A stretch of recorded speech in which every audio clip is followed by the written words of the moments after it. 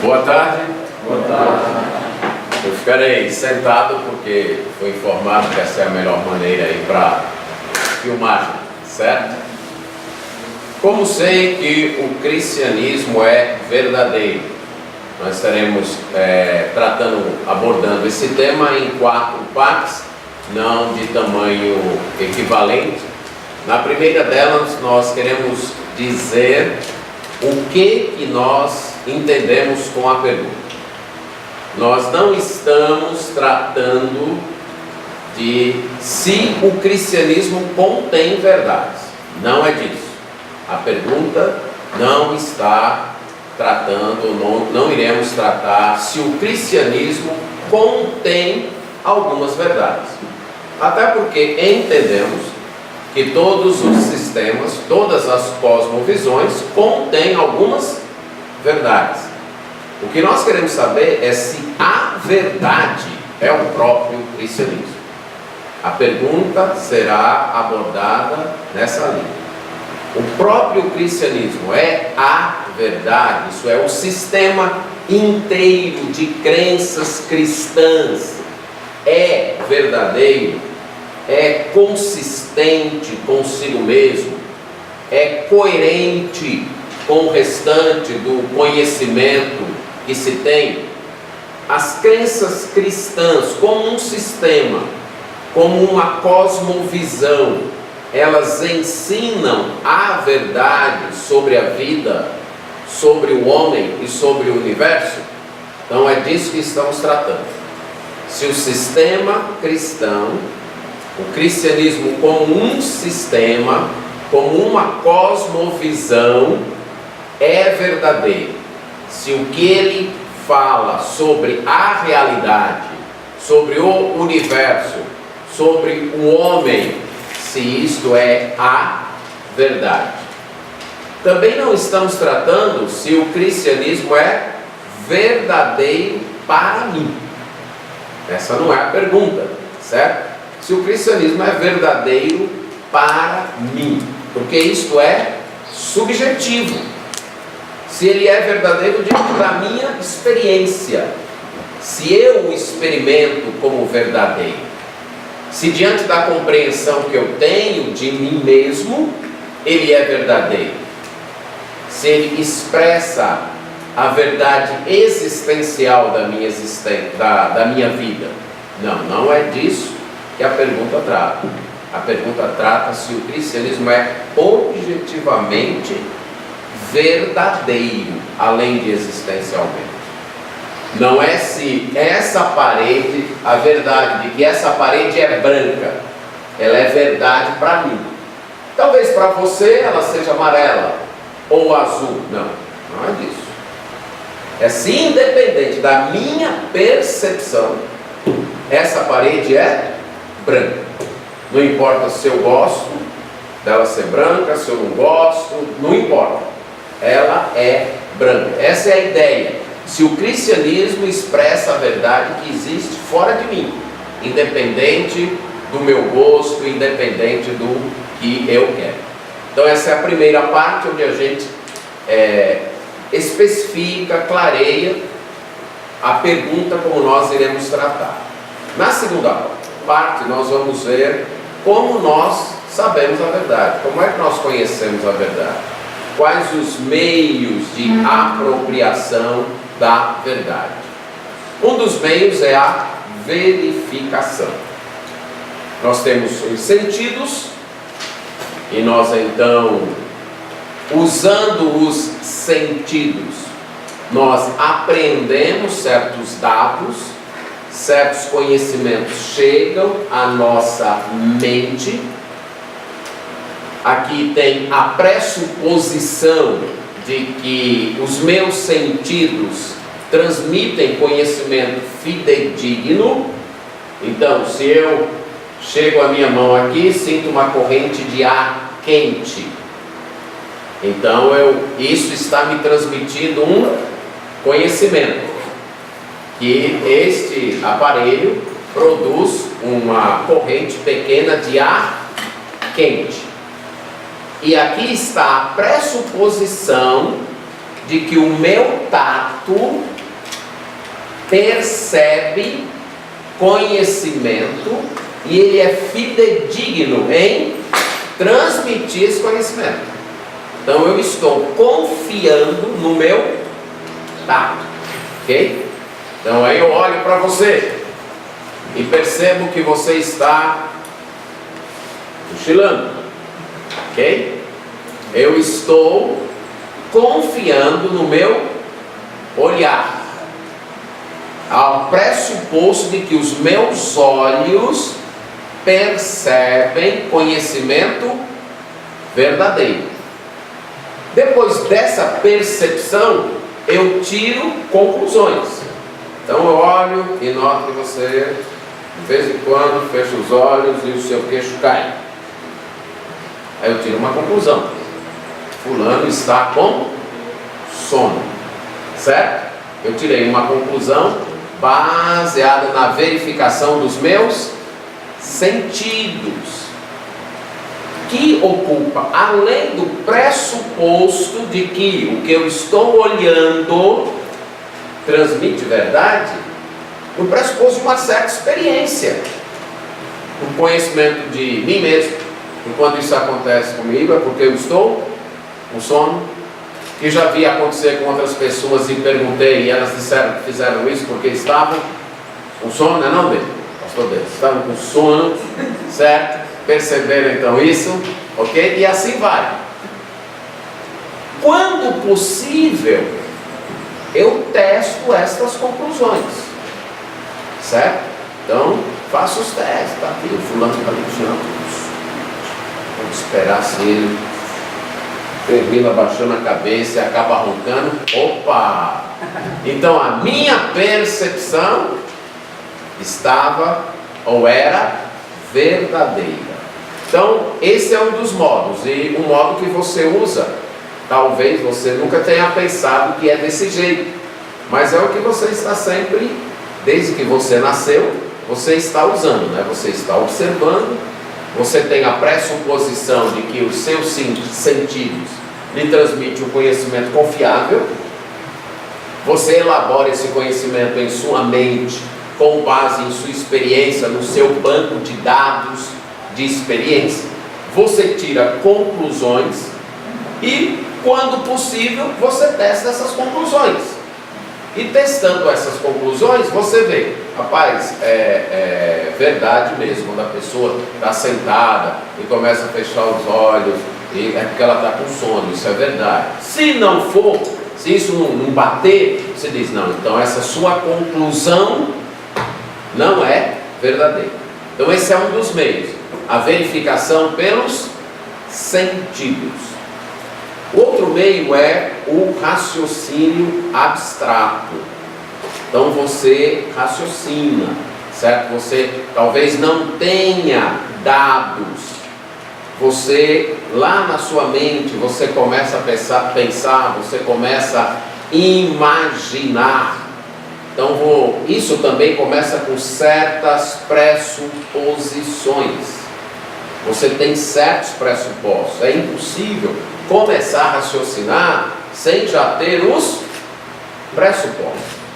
Então muitas vezes você está sozinho, você não está olhando para nada, observando nada, mas diante de certos conhecimentos que você já tem, diante de certos pressupostos, você começa a analisar e diz: se é assim, então o resultado será esse.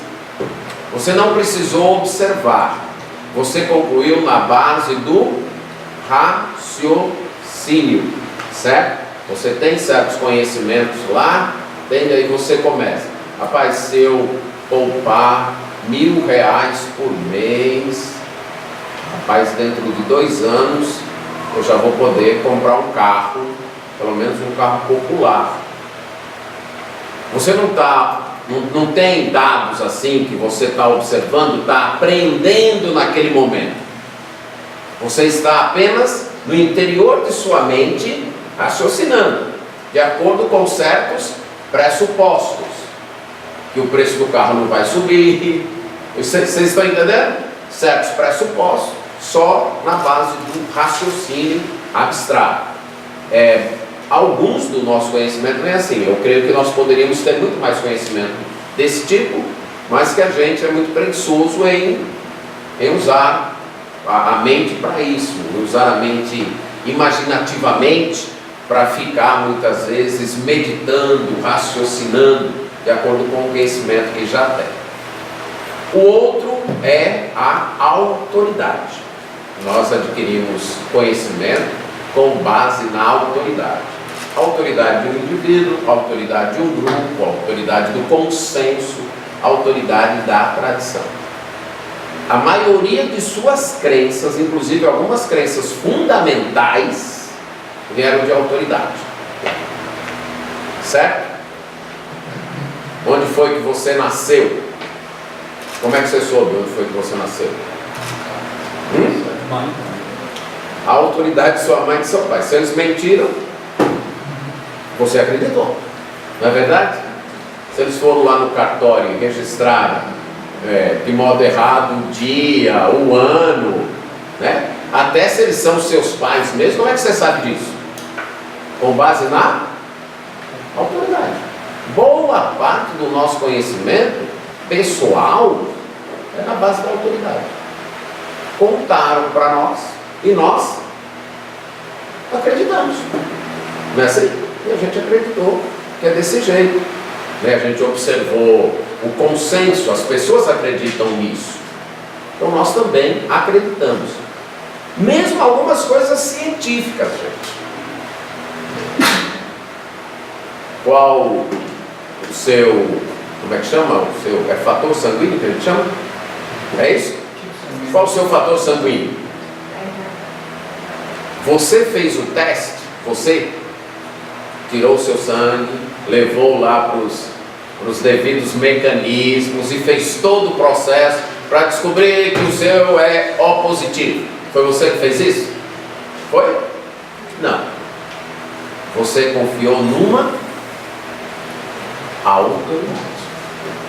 Uma autoridade que você pressupõe, ela tem usado o método científico. Mas não foi você que usou. Você acreditou em uma autoridade.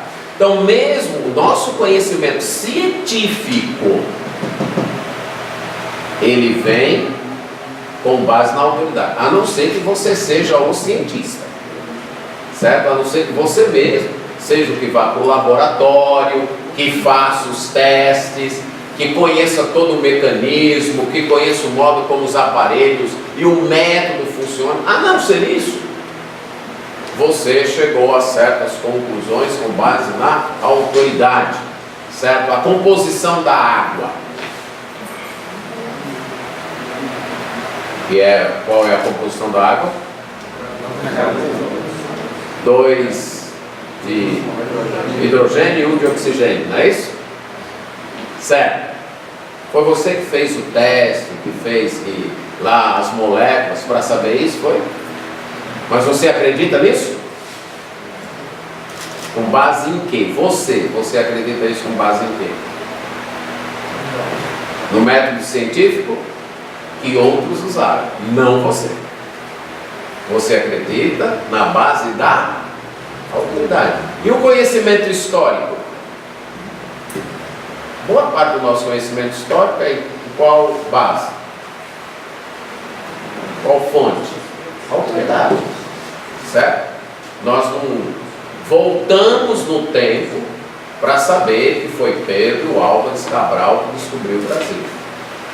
Nós acreditamos nisso porque é assim que os historiadores nos contaram. Então a base foi a autoridade. Se você eliminar essa fonte de conhecimento, você vai ver que boa parte do seu conhecimento some.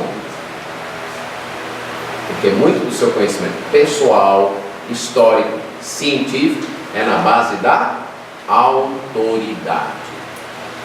Mas também tem o agnosticismo, que diz que nós não sabemos ou não sabemos com certeza. Olha, a gente não sabe e a gente não sabe com certeza. Agora, o agnosticismo ele se enforca com a própria corda que ele propõe. Não sabemos. E como é que você sabe que não sabemos? Pelo menos você sabe de uma coisa, que é que não sabemos. Como é que você tem certeza que não sabemos com certeza? Certo? Então o agnosticismo, ele acaba se matando com a própria fórmula que ele propõe para o conhecimento. O outro é a intuição ou fé cega. Você sente que é verdade. Você não pode apresentar argumentos, certo? Mas no íntimo você sente que é verdade. Muitas vezes até é isso que você acredita ser verdade, contraria as evidências, mas você sente que é verdade. Vamos supor que você acredita, você está com uma doença e você pediu a Deus e você acredita que foi curado. Aí você vai fazer os exames e os exames dizem que você ainda tem a doença, mas você diz: apesar dos exames, eu creio que eu fui curado, né? Então eu pelo menos já presenciei alguns episódios assim, em que a pessoa passou por um ritual desse, de oração e tudo, e foi dito a ela que ela foi curada, ela sentiu que foi curada, ela fez os exames e ainda estava com a doença, mas no íntimo dela ela acreditava o quê? Que tinha sido curada, ela tinha um conhecimento que tinha sido curada, certo? Então é o que a gente chama salto de fé. Pela fé, ela acredita em algo para o qual ela não tem evidências. E o outro é o misticismo. Você adquire um conhecimento direto e imediato da realidade por diversos meios, mas que você não tem como comunicar com palavras, certo?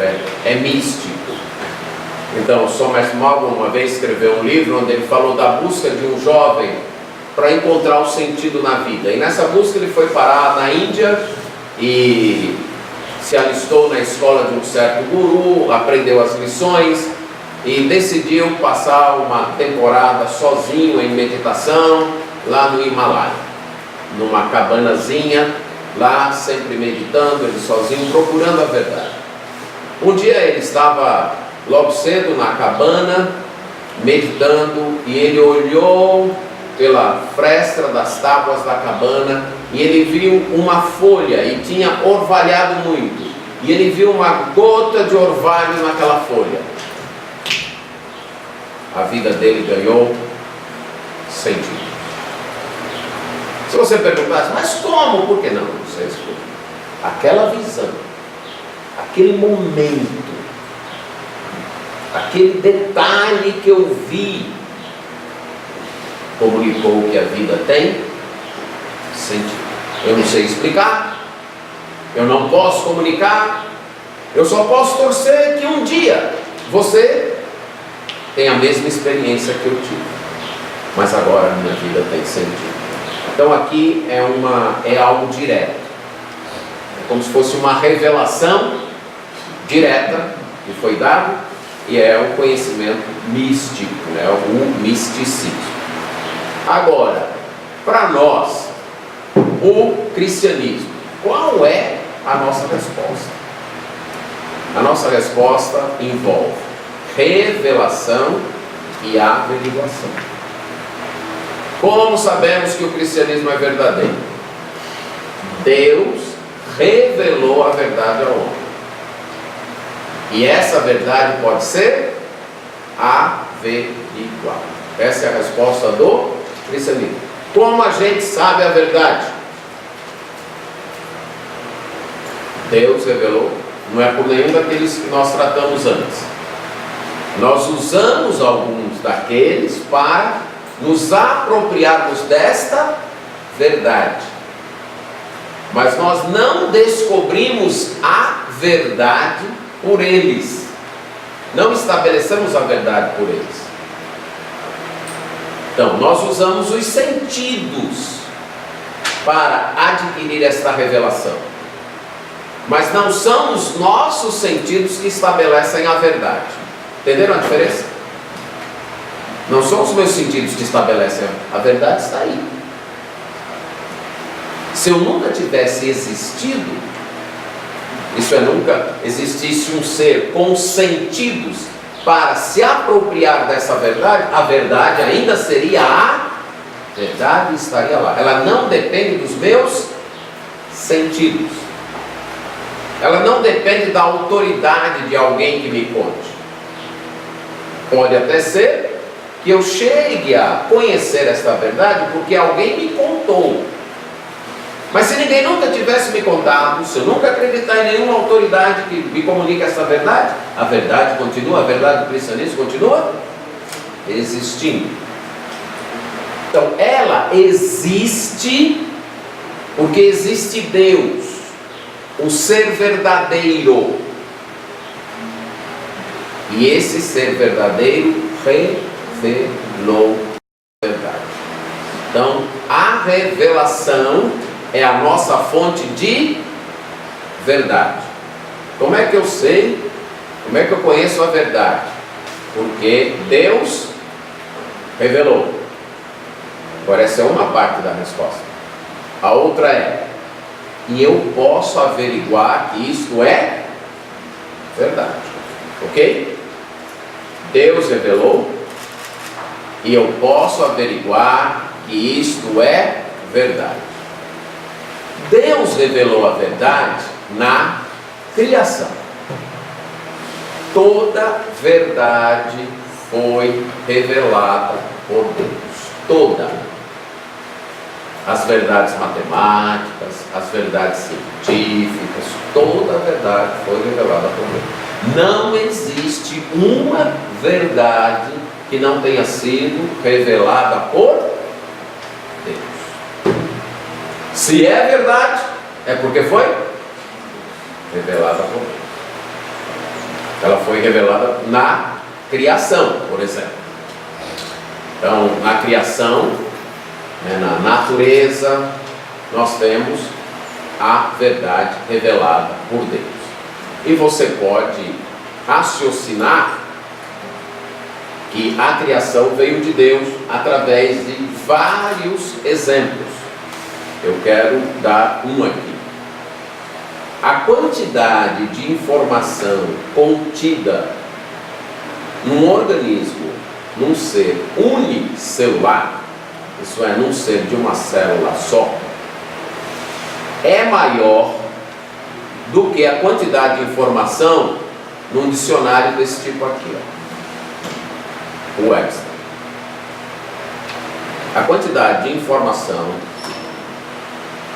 num ser unicelular é maior do que a quantidade de informação num dicionário desse tipo. Se você admite que o ser unicelular surgiu por um acaso evolucionista, você terá que admitir também que um dicionário desse tipo aí também surgiu por uma explosão numa gráfica. E ponto final. E não terá que achar isso um absurdo. Se você então é presenteado com um dicionário desse tipo, rapaz, e como foi que esse dicionário surgiu? Não, isso aqui foram pessoas que se reuniram e com o passar do tempo. Não, isso aqui é uma gráfica, teve uma grande explosão numa gráfica, e como resultado da explosão surgiu esse dicionário. Você acharia a explicação absurda, sem sentido? Pois saiba que nesse dicionário tem menos informação do que num ser de uma célula só. E algumas consideradas mentes brilhantes do mundo acreditam que toda essa informação numa única célula surgiu por acaso, através do mecanismo evolucionista por acaso. Como isso não faz sentido, só nos resta acreditar que um ser inteligente, poderoso, criou tudo e dotou de informação, inclusive as células, até as células que compõem o nosso organismo, o nosso corpo. E toda a verdade que é descoberta nestas células, nestes seres, estão ali porque alguém colocou ali. Quem foi que colocou? Deus. Ok? Então, quem revelou esta verdade que está nas células, que está nos organismos, que está nas plantas, que está nos animais? Quem? Deus. É uma verdade revelada por Deus e que pode ser averiguada. Mas também Deus se revelou na natureza humana. Todo mundo acredita num certo e num errado. A gente pode discordar o que é certo e o que é errado. Mesmo alguém que diga, não tem certo e errado. Para esta pessoa, o certo é acreditar que não há certo e errado. E se você acredita que há certo e errado, essa pessoa vai dizer que você está errado.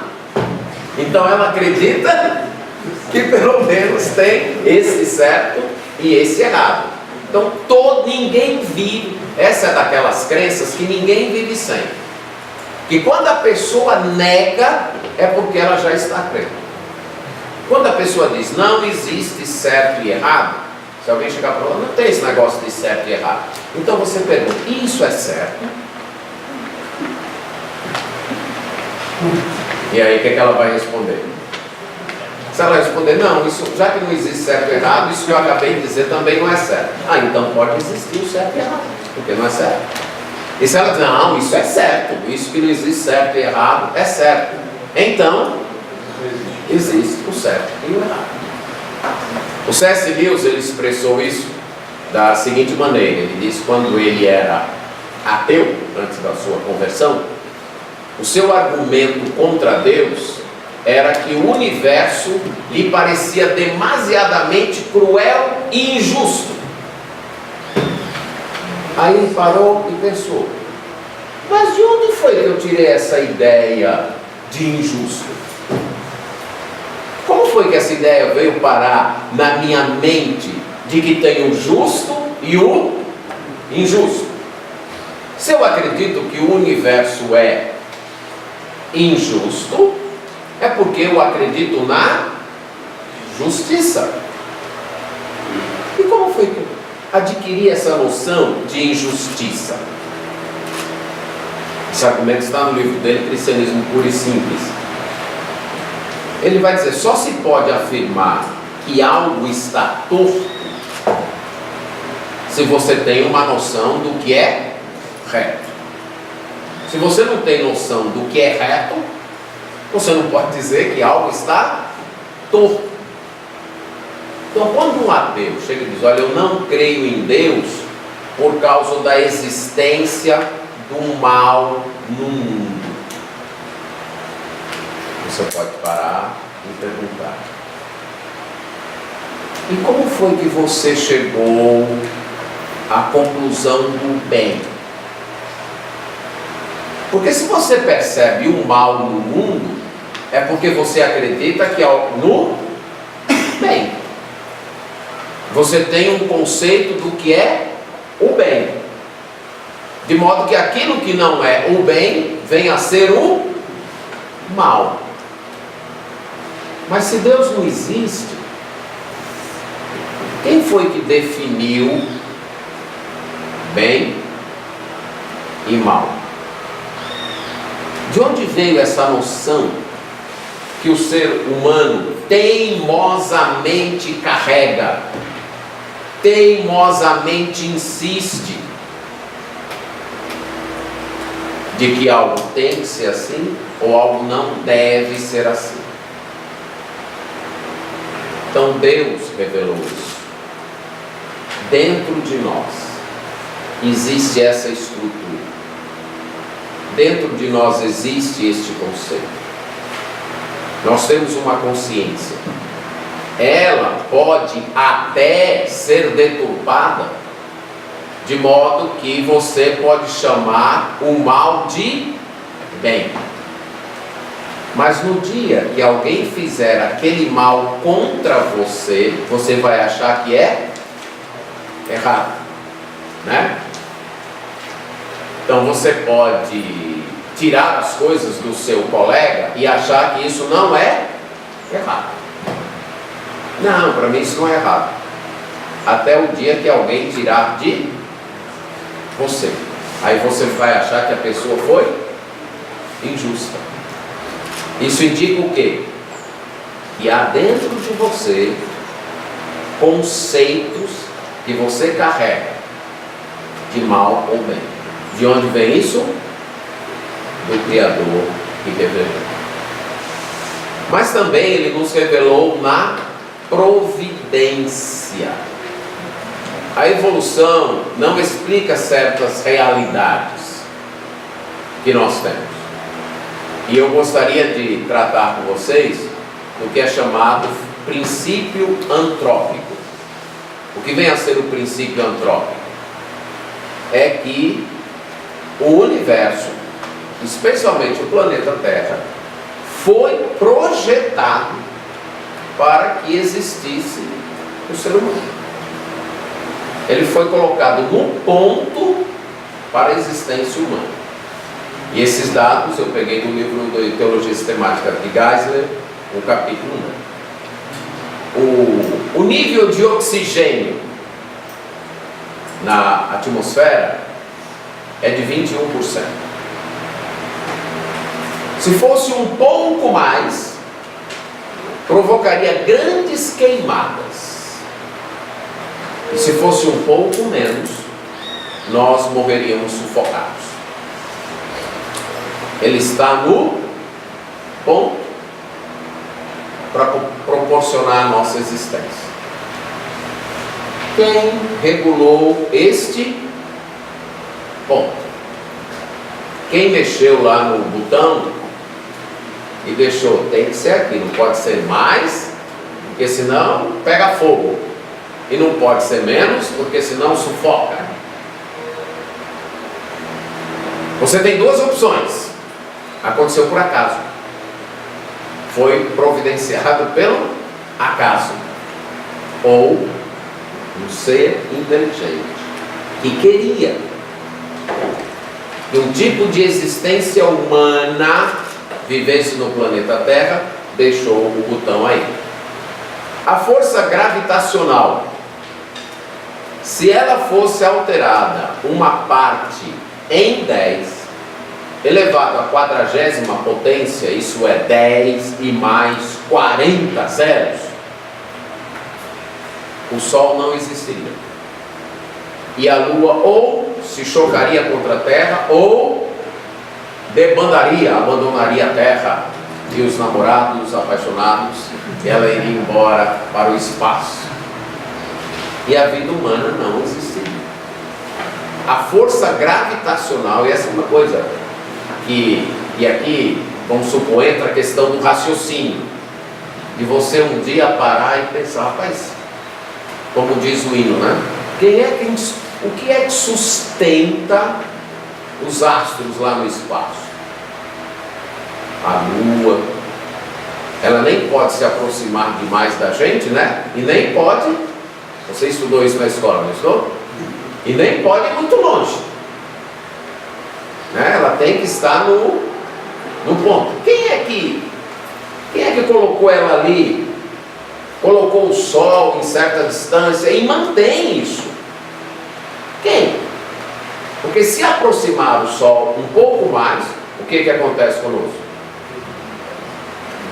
O que você acha calor aqui no Ceará, você vai achar frio, certo? Se ele se aproximar mais um pouquinho. E se ele se distanciar mais? também não há condições de existência. Há uma força gravitacional que permite isso. Novamente perguntando, quem mexeu o botão e deixou aqui no ponto? É para ser assim. A força centrífuga tem que estar equilibrada com a força gravitacional. Senão, nada se manteria em torno do Sol. Esse giro que é dado, certo? Não se manteria. A velocidade da expansão do universo. Se fosse um milionésimo menor, a temperatura na Terra seria de 10.000 graus Celsius. Um milionésimo menor. Imagine aí, um milionésimo. Não dá nem para pensar o que é um milionésimo, mas bastaria isso para a vida humana se acabar. A posição de Júpiter. Ele está no lugar que proporciona a nossa existência. Senão, a Terra seria bombardeada por matéria espacial. Então ele está no ponto que é para estar. E não pode sair desse ponto. Se ele sair, ele é uma espécie de escudo aí para a Terra. A crosta terrestre. Se ela fosse mais espessa, não haveria, haveria uma transmissão excessiva de oxigênio. E se ela fosse mais fina, a atividade vulcânica e tectônica tornaria a vida impossível. Então, quem cozinhou a crosta terrestre, quem assou a crosta terrestre, deixou no ponto. Foi um excelente cozinheiro, certo? Tem que ficar nesse ponto. Mais estraga e menos estraga. E o pessoal aí que cozinha sabe que em pratos pequenos você tem que ter uma experiência muito boa, né, para deixar exatamente no ponto, né? Um pão no ponto, não é verdade? Um bolo no ponto. Agora imagina a crosta terrestre, né? Se deixar no ponto, entende?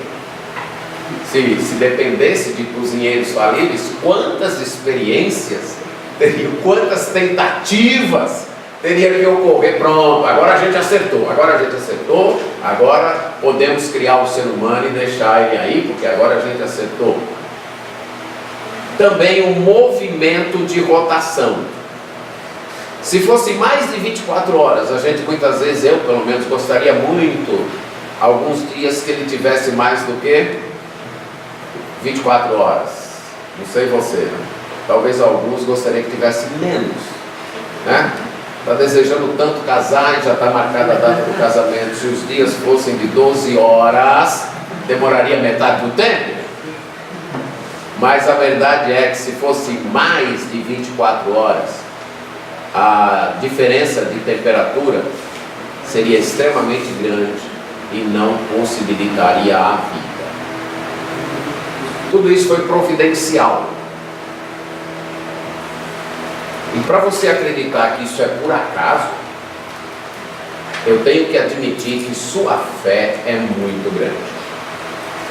Você tem uma fé muito grande, certo? Bem maior do que a de qualquer cristão, para acreditar nisso. Todo esse conhecimento está aí revelado por Deus. Mas Deus também se revelou nas Escrituras. Ele se revelou na natureza, na criação, na estrutura humana, na consciência, na providência, mas também ele se revelou nas Escrituras. As Escrituras assumem que ela é a palavra de Deus. Jesus Cristo tratou as Escrituras como palavra de Deus. Por mais tentativas que são feitas, até hoje ninguém provou erro nas Escrituras. E Os que foram meus alunos aqui já ouviram esse argumento, forma de ilustração. Se eu fosse escrever a história do Axioma, do projeto Axioma aqui no seminário, já tem o que? 5 anos? 6 anos? Mais ou menos. Eu vou escrever a história desses 5 anos do Axioma. Eu cometeria erros? Provavelmente. Eu faria uma pesquisa, tentaria ser muito cuidadoso, mas provavelmente eu cometeria erros. Se ao invés de escrever a história do Axioma, eu resolvesse escrever a história do Seminário Batista do Cariri, 70 anos, é isso? 70 anos, né? 70 anos, já teve 3 sedes, 2 em Juazeiro e uma aqui, não sei quantos diretores, professores. A possibilidade de eu cometer erros seria maior? Seria? Seria. Mais fatos, mais lugares, mais geografia, mais história, mais nomes, mais interpretação. Cometeria erros. Se eu resolvesse descrever a história do Ceará, do estado do Ceará, e aí? A possibilidade de eu cometer erros aumentaria exponencialmente. Na Bíblia você tem história do universo, de vários povos, em vários continentes, incluindo vários personagens. Deveria ser fácil achar um erro, né? Era para ser fácil. Um livro que se propõe narrar a história do mundo, da criação até quase o 1º século depois de Cristo, deveria ser facílimo achar um equívoco, achar um fato que não foi bem desse jeito, achar um episódio que disseram que aconteceu aqui, mas não foi próximo, mas não foi exatamente aqui, ou não foi exatamente nesse tempo aí. Deveria ser fácil, mas é isso? Ah, mas é porque ninguém tentou achar erros na Bíblia. É isso? Tem muita gente, mas muita gente, não só torcendo, mas querendo achar erros na Bíblia. Tem conseguido? Não tem conseguido. O livro se mostra confiável. E à luz do que a gente conhece do ser humano, não parece ter sido produzido por seres humanos. Porque em todas as obras humanas nós temos encontrado falhas. Por mais caprichosas que elas sejam. Quando levamos em conta as profecias cumpridas, e aí?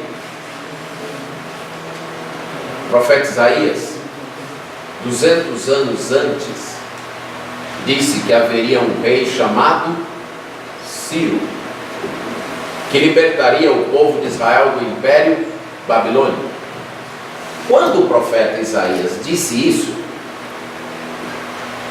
o Império Babilônico, a nova versão do Império Babilônico que dominou Judá, ainda nem tinha surgido. E o Império Medo-Persa, menos ainda. E acertou.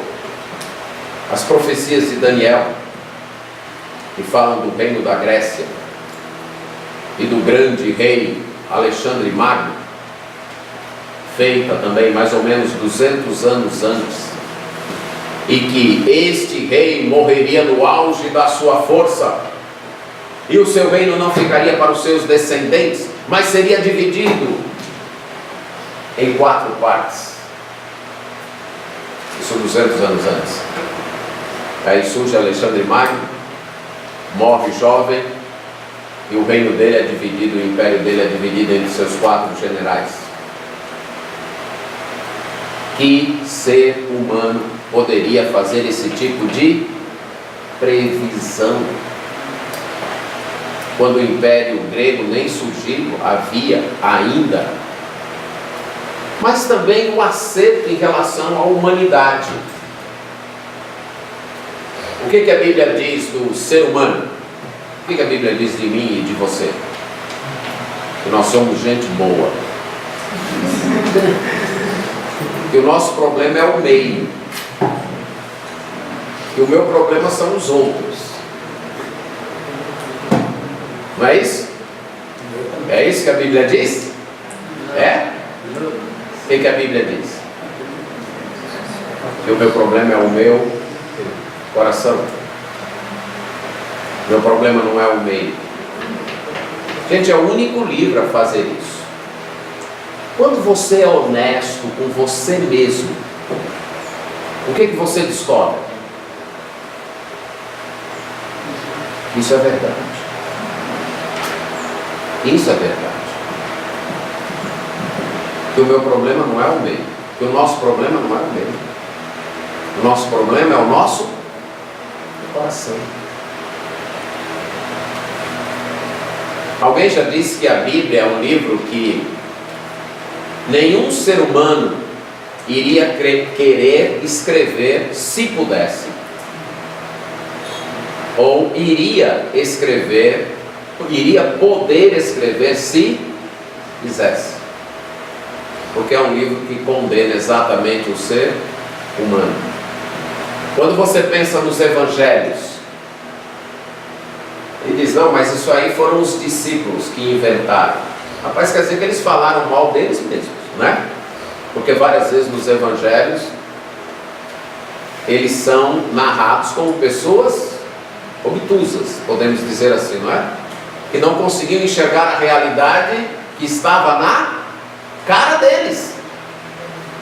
Como é que alguém escreveria esse tipo de livro? A não ser que fosse, vamos dizer assim, quase que forçado por Deus, dirigido por Deus.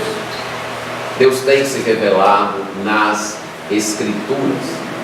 E as Escrituras estão aí enfrentando o teste do tempo, o teste da perseguição, o teste da tentativa de destruição, da tentativa de descrédito, e tem causado impacto. Mudou a minha vida, mudou a tua vida. Tem mudado. Será que é humano esse livro? Basta ler com sinceridade, para ele ver como não é você quem lê o livro, e sim é o livro que lê você e muda a tua vida. Mas também ele se revelou em Jesus Cristo, a pessoa mais singular que já houve na terra. Extremamente diferente das expectativas de sua época e de todas as épocas. Um ser que não poderia ter sido inventado. E toda vez que a gente tenta melhorar Jesus, a gente diminui Jesus. Para algumas pessoas, o Jesus que aparece nos evangelhos é um Jesus duro demais. E elas tentam mudar este Jesus. Aí o que acontece? É um Jesus que deveria aproveitar melhor o seu poder e autoridade. Mas o fato desse Jesus não se enquadrar em nossas expectativas só demonstra a sua singularidade. Um caráter inigualável, ensinamentos extremamente singulares, as profecias cumpridas a respeito dele. Só é comparar com que o Antigo Testamento havia dito. Uma pessoa singular, que viveu num cantinho da terra e que tem afetado o universo, o mundo inteiro. Qual outro personagem da história causou tamanho impacto sem nunca ter empunhado uma arma, sem nunca ter liderado um exército, sem nunca ter escrito um livro? Qual outro personagem da história fez isso? Qual outro personagem da história, condenado como um criminoso, se tornou adorado por mais da metade da humanidade? Isso não pode ter sido obra humana. Então, a verdade tem sido revelada por Deus. Agora, por última parte, esta verdade revelada por Deus pode ser averiguada, né? E é para ser averiguada. E aí no próprio quadro do cartaz que o Axioma fez, Jesus desafia alguém a averiguar a verdade. Quem ele desafiou? Sou eu mesmo, Tomé. Ah, mas eu só acredito se eu tocar. Aí o que Jesus faz? Pois pode tocar. Pode averiguar. Pode verificar. Foi só com Tomé que isso aconteceu? Quando Moisés foi chamado lá no Monte Sinai, no Monte Horebe, ele disse: se o povo não acreditar, aí Deus responde: azar deles. Foi isso? Não. Você faz esse sinal, e se eles não acreditarem nesse sinal, você faz esse outro sinal. Então, Deus quer que a sua verdade seja averiguada. O próprio Jesus, ele autenticou sua revelação com sinais. Lembra de um episódio bem claro disso? Os teus pecados estão perdoados. Quem é esse que perdoa pecados? Ora, para que vocês saibam que o Filho do Homem tem poder para perdoar pecados, ele se vira para o paralítico e diz o quê? Levanta-te e anda. O Evangelho de João nos narra 7 sinais. Com qual propósito? Mostrar que as reivindicações que Jesus fez de que ele era o Messias eram verdadeira. A suprema verificação foi exatamente a ressurreição. Ele ressuscitou. E a sua ressurreição atestou que tudo que ele disse sobre si mesmo era verdade. Todos os seus ensinos eram verdadeiros. E tudo que ele disse do Antigo Testamento também era verdade. E os apóstolos se tornaram testemunhas. O que Paulo diz em 1 Coríntios 15? Olha, Jesus ressuscitou. E ele foi visto. Ele foi visto por mais de 500 pessoas. E a maior parte dessas 500 pessoas ainda vivem.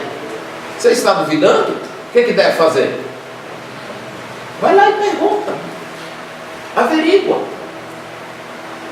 Não fica na incredulidade. Averigua. O Evangelho de Lucas. Lucas faz uma pesquisa. Não é isso que ele diz logo no início? Eu fiz uma pesquisa. E com quem que ele foi pesquisar? As testemunhas oculares. Eu fui atrás de quem viu. Eu não quis apenas falar com quem ouviu. Eu fui falar com quem viu. E por que ele fez isso? Para que o seu leitor, Teófilo, tivesse certeza. Deus revelou e Ele quer que sua revelação seja averiguada. Como é que a gente pode averiguar? Nós podemos usar os princípios da verificação científica. Ok? Como são os princípios da verificação científica? Então, se você fosse um cientista preocupado com o calor que está fazendo em Juazeiro esses dias, e você quer verificar por que está fazendo tanto calor em Juazeiro esses dias, qual seria o primeiro passo? Recolher os dados. Não seria isso? Estabelecer uma plataforma de pesquisa e recolher os dados. Feito isso, você ia tentar descobrir uma ordem, similaridades. E aí você ia criar um conceito. Você faz isso. Não tão cientificamente, mas você faz. Se de repente te dá uma dor de cabeça muito grande, aí o que você faz? Além de tomar remédio, você comeu, o que aconteceu? Será que foi alguma coisa que eu comi? E o que foi que eu comi de diferente hoje? Foi isso. Ah, então será que foi isso? Amanhã eu vou comer de novo isso, eu vou ver se me dá dor de cabeça. Aí você come, é o que acontece? Tem dor de cabeça. Aí você chega a uma conclusão. Comer isso aqui produz em mim dor de cabeça. Você criou um conceito. Você vai testar o conceito. Eu vou ficar 10 dias sem comer chocolate. Castigo grande. Certo? Sem comer chocolate. Se nesses 10 dias que eu não comer chocolate não me der dor de cabeça, então está confirmado que foi o chocolate e agora eu não vou poder mais comer chocolate, a não ser que eu queira ter dor de cabeça. Mas vamos supor que nesses 10 dias você voltou a ter dor de cabeça. Aí o que você faz com o conceito que você havia formulado? Você joga fora. Vamos começar de novo agora. Não é o chocolate, graças a Deus não é o chocolate que me dá dor de cabeça. Vamos tentar descobrir o que é que me dá dor de cabeça.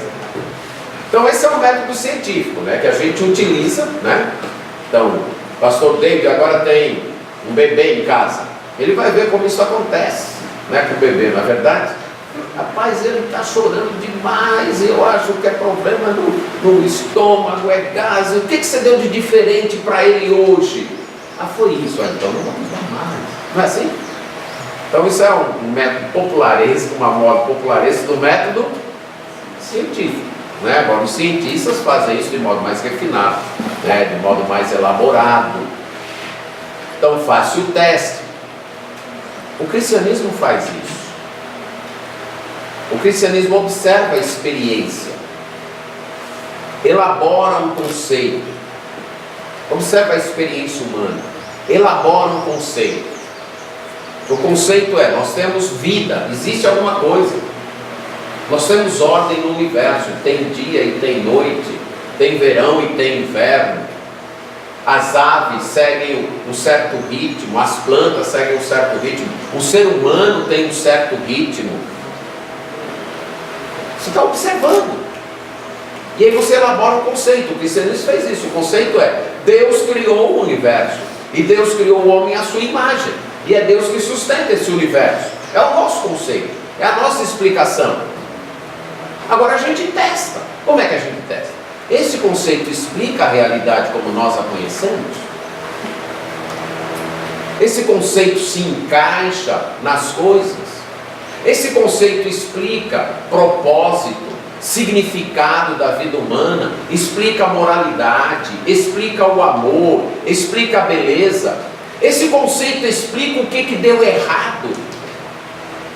Esse conceito nos ajuda a consertar o que deu errado. Tudo isso é uma aproximação científica. Nós estamos testando, averiguando a revelação de Deus, usando exatamente o método científico, certo? Observando os dados, elaborando, criando um conceito que explique esses dados e testando esse conceito. Agora, isso não é feito no laboratório, isso é feito no laboratório da vida, da existência, mas é feito. Então, ciência tem pressuposições. No cristianismo, também. Na ciência tem observação. No cristianismo, também. A ciência elabora uma teoria. O cristianismo, também. A ciência testa, experimenta a sua teoria. O cristianismo, também. As pressuposições são aceitas. Não são provadas com absoluta certeza, mas elas devem ser razoáveis, ter um nível de razoabilidade. Então observa-se tudo, leva-se em conta todas as teorias possíveis e procura-se a hipótese que melhor explica o que se tem. No caso do cristianismo, você pergunta: o que melhor explica a vida humana? É o conceito cristão ou é o conceito evolucionista? O que melhor explica a vida humana?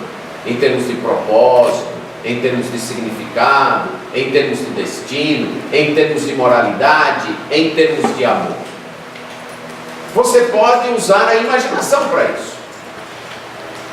O que aconteceria se todo mundo obedecesse os mandamentos de Jesus?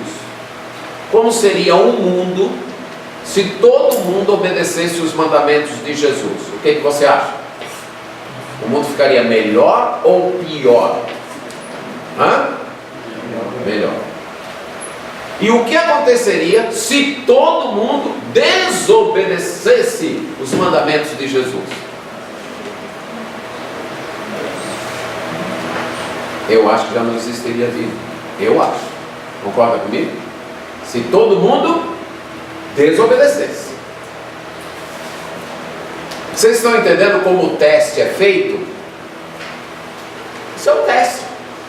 Você tem um dado, você observa, e na sua imaginação você coloca: e se acontecesse isso? E se acontecesse aquilo? Ok? Você também pode perguntar: o cristianismo funciona? O cristianismo tem consistência interna?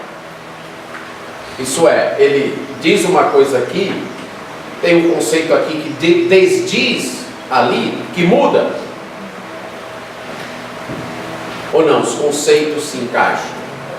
O cristianismo é coerente com o restante do conhecimento? O cristianismo é abrangente e o cristianismo é aplicável? Meus ex-alunos ou alunos já lembram do CCAA, certo?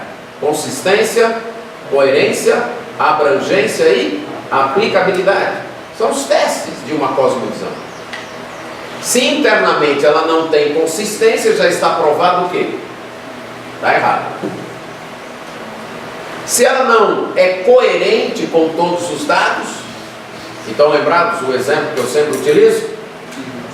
Você chegou nessa sala, então nós íamos apresentar o axioma já tarde, mas aí o Hercácio chegou, rapaz, encontrou as lâmpadas todas arrancadas no chão, quebradas, a fiação puxada, essas janelas arrancadas e a parede toda riscada, toda rabiscada de giz de cera. Ninguém viu, mas a gente vai atrás de uma explicação, porque você percebe que o ser humano precisa de ter uma explicação. A gente não aceita. Nós chegamos lá na sala, estava tudo bagunçado, tudo arrancado, quebraram lá as coisas e tudo, e nós não vamos ter reunião no axioma. Você aceitaria isso? Aceitaria? Você, não, mas o que foi que aconteceu? Concorda que seria a reação natural? Que o estranho seria a gente achar isso normal. Concorda comigo? Que esse seria o estranho.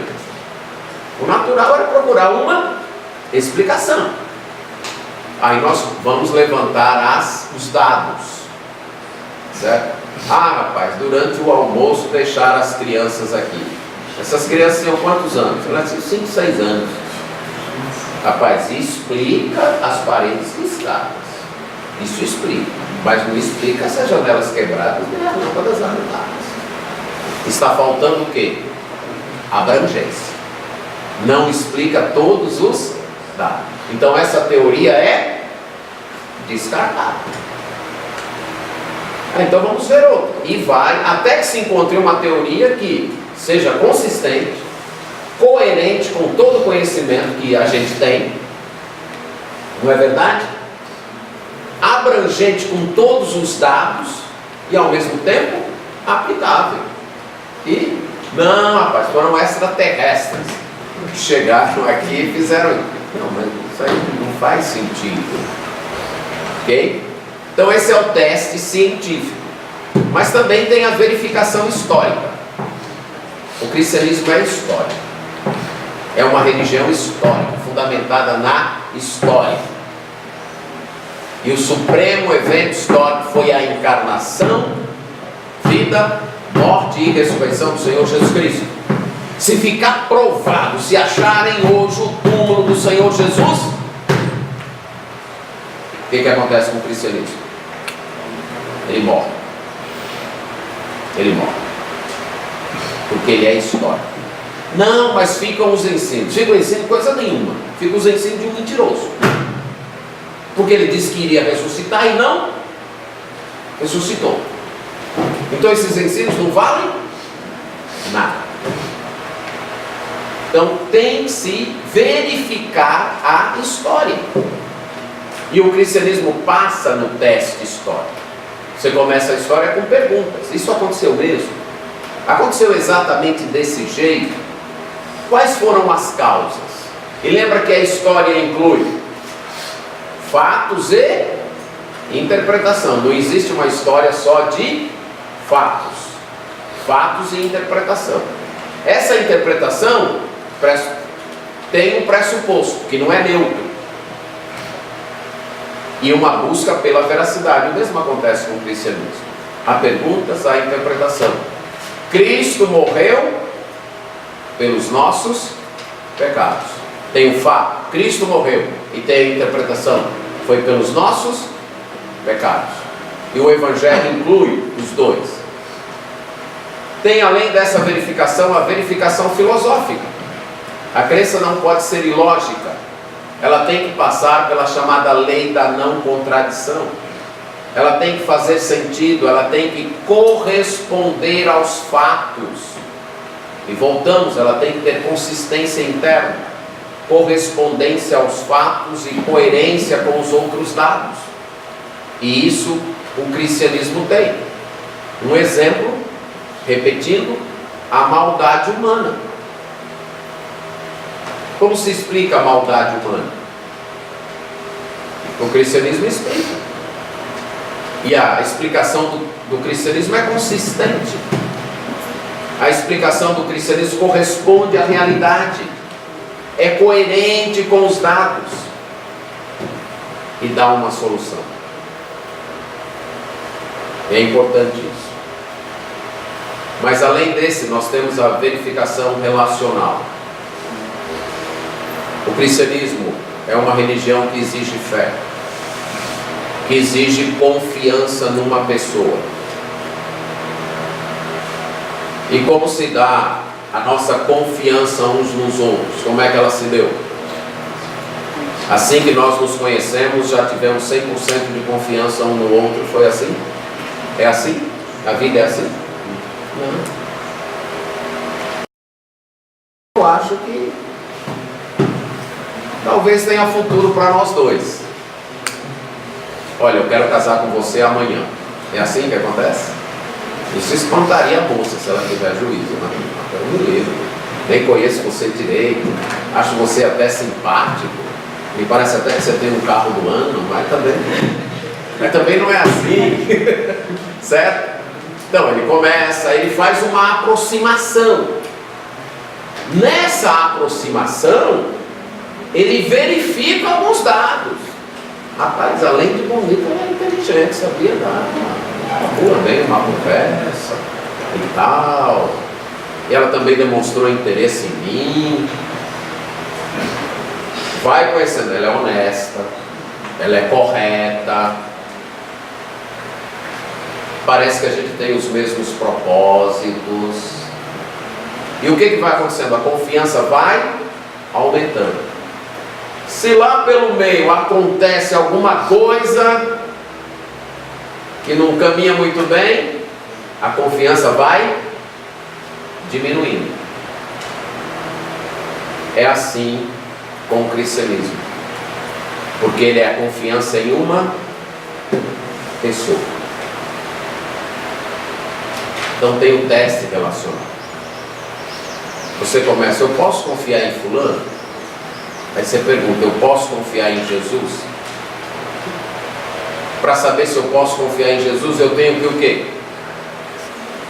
Conhecer Jesus. Eu tenho que conhecer Jesus. Da mesma forma que para você confiar em mim, você tem que fazer o quê? Me conhecer. E você vai aumentando o nível de confiança, certo? E o que vai dar certeza para você? A experiência. É a experiência. É o teste relacional. E aí, gente, Jesus ensinou: o meu ensino não é meu, e sim daquele que me enviou. Se alguém quiser fazer a vontade dele, o que vai acontecer? Conhecerá a respeito da doutrina, se ela é de Deus ou se falo por mim mesmo. O que Jesus está dizendo aqui? Você quer saber a verdade do meu ensino? Você quer saber? Venha se relacionar comigo. Experimente o meu ensino. Coloque em prática o meu ensino. O que acontece quando você tem um certo problema de saúde? Alguém diz, rapaz, olha, eu tinha esse problema e fiz um tratamento e fiquei bom. Aí você diz, qual foi o tratamento? Foi esse e esse. Rapaz, eu não confio nisso não. Então, se você não confia, você não vai fazer. E se você não faz, você nunca vai saber se vai dar certo ou não. Né? Se eu chego para você e digo, rapaz, o Ecácio é um cara legal, ele é São Paulino, mas tirando isso, ele é um cara legal. Ah, eu não acredito em você. Pois não, rapaz, se aproxime dele, conheça ele. Não é isso que eu tenho que fazer? É isso. Lembra do que Filipe disse para Natanael? Quando ele diz, encontramos aquele que é dito na lei, nos profetas, Jesus Nazaré. Como é? De Nazaré pode sair alguma coisa boa? O que Felipe disse? Vem, conhece ele. Conhece Jesus. Esse, gente, é o teste final. Quer saber a verdade do cristianismo? Conheça Jesus. Não tem outro jeito. Da mesma forma como não tem outra maneira de eu dizer para você que conhecer tal pessoa vai mudar a tua vida. Ele é uma pessoa bacana, sensacional, alegre, vai mudar a tua vida. Você não acredito nisso não. Qual é a maneira de você tirar a sua dúvida? Qual é? Conhecendo a pessoa. É a mesma coisa. A experiência vai comprovar, porque é uma questão de confiança pessoal, não é uma questão intelectual. E no caso de Jesus, determina o teu destino eterno. E como é que você conhece Jesus? Pelas Escrituras. Leia as Escrituras e experimente obedecer às Escrituras. Comece a praticar as Escrituras. Aí você vai descobrir que o veredito das Escrituras para você, sobre você é verdadeiro. Você é pecador. Aí você diz, não, mas eu quero deixar de ser. E eu vou fazer o que elas dizem, que a Escritura diz. Eu vou confiar em Cristo e na sua morte para mudar a minha vida. E o que você vai experimentar? Mudança. No final, é assim que a gente sabe que o cristianismo é verdadeiro. Se você se aproxima só por curiosidade, você vai ficar sem resposta. Lembra de Herodes, quando Pilatos mandou Jesus para ele? Ele ficou muito feliz, porque há muito tempo ele queria conhecer Jesus, ver algum sinal. Mas era mera curiosidade e ele acabou dispensando Jesus sem ter. O teste é, você quer mudar de vida mesmo? Você quer conhecer a verdade mesmo? Mesmo que isso acarrete uma transformação em tua vida? Conheça Jesus. Você vai saber que o cristianismo é verdadeiro.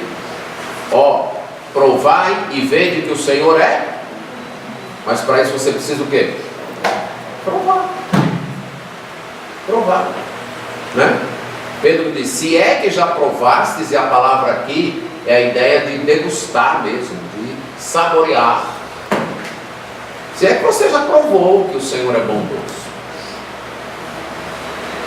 Você não fica conhecendo a bondade de Deus, a não ser que você decida provar. E se você decidir provar, você vai provar uma humanidade autêntica. Você vai provar a liberdade para a qual você foi criado. Você vai provar o verdadeiro significado da vida. Você vai poder provar os prazeres daqui sem ficar escravizado a eles, sem ficar dependentes deles. Vai poder provar os prazeres bons daqui como experimentação de sabores, de aromas, usando aqui a linguagem de C.S. Lewis, um futuro prazer com Deus. Você vai poder enfrentar os males daqui sabendo que há uma solução, sabendo que são resquícios de um paraíso que foi perdido, mas que um dia vai voltar.